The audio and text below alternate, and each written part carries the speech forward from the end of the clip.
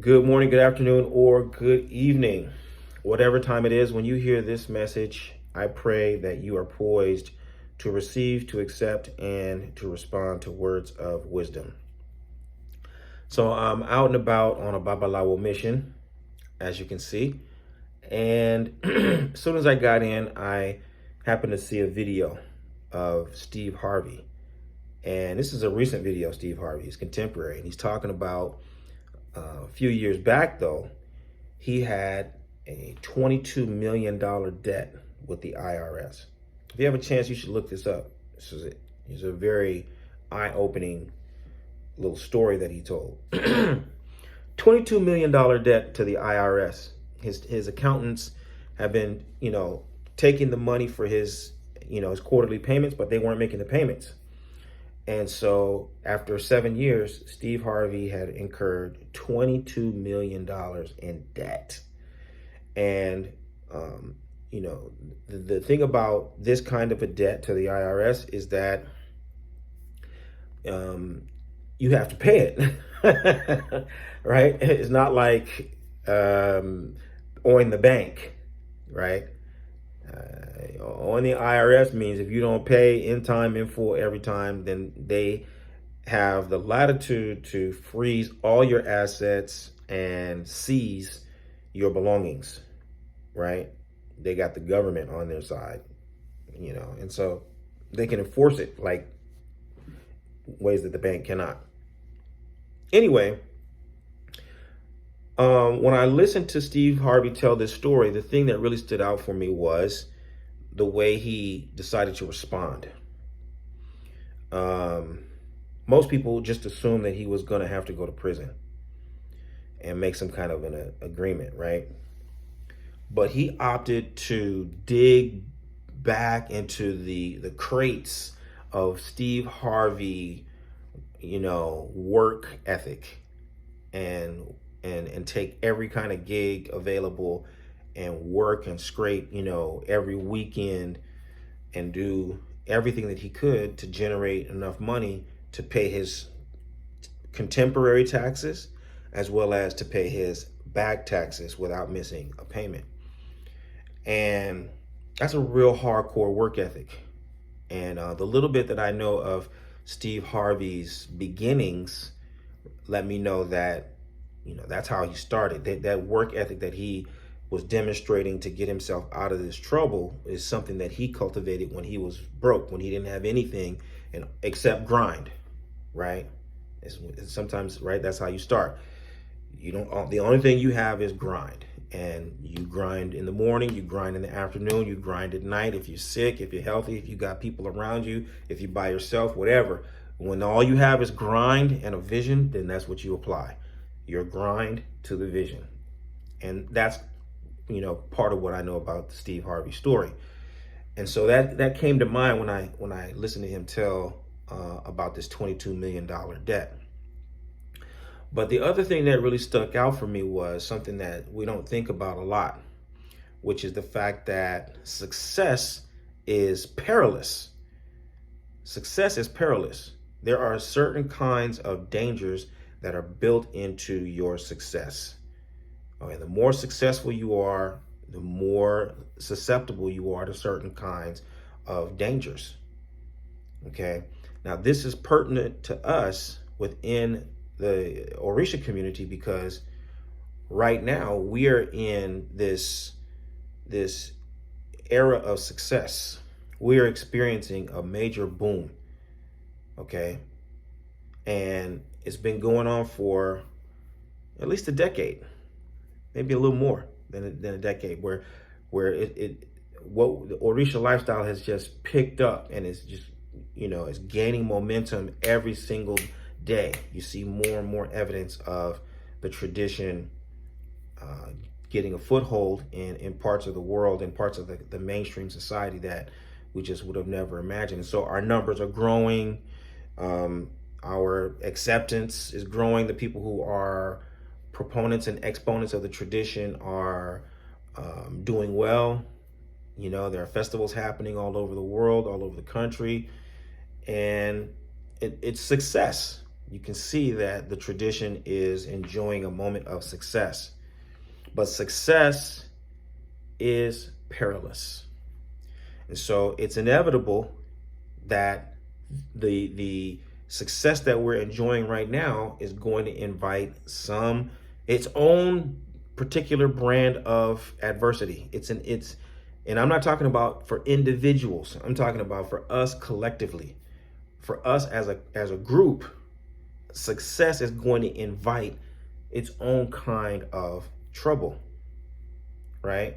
And so I wonder, when we meet that trouble collectively, are we going to be able to rebound? Are we going to be able to go back and pull up that old work ethic that got us to where we are today?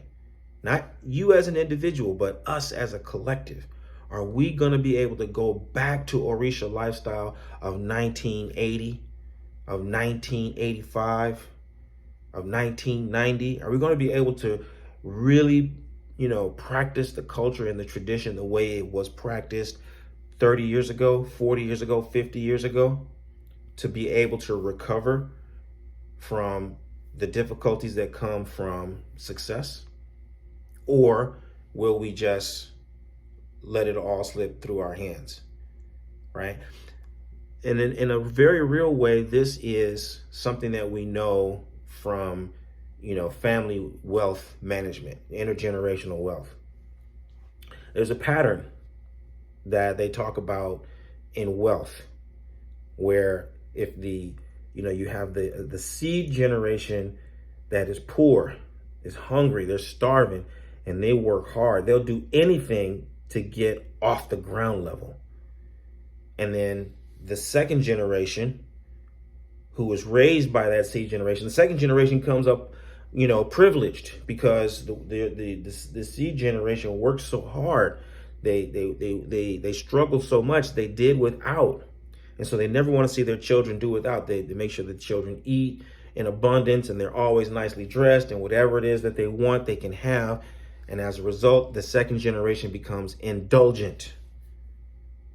They become decadent, and they end up consuming all of the resources that were earned in the first generation. So much so that the third generation ends up what? Broke. They get to say, oh yeah, well, my grandparents had this or had that, and we can see that, we talk about it in the community all the time. Our grandparents had less than a high school education, but they all owned their homes, right? They had retirement. They could pay for their own. They weren't doing, GoFundMes for their burial and stuff like that. They had health insurance. They had life insurance. Our parents maybe had multiple degrees, but had debt coming out of their ears and were losing their homes, and, just couldn't ever seem to quite get it together. And then our generation is coming into a situation where we're starting from ground zero again. It's like, I heard the stories about my family having land, and my family having degrees, and my family doing this and my family doing that, but I myself I have nothing but the stories. I'm starting from the ground, right? And so within the culture, I'm looking at this particular moment as perhaps a generation of decadence. Perhaps we're a generation that has a lot of privilege, a lot of resources, and it will be a good opportunity for us to evaluate our habits and to examine our methodologies and clarify our vision, so that we can really capitalize upon this opportunity that's being presented to us right now, the opportunity that we've created, the opportunity that has been handed down from the previous generation of priests and practitioners, right?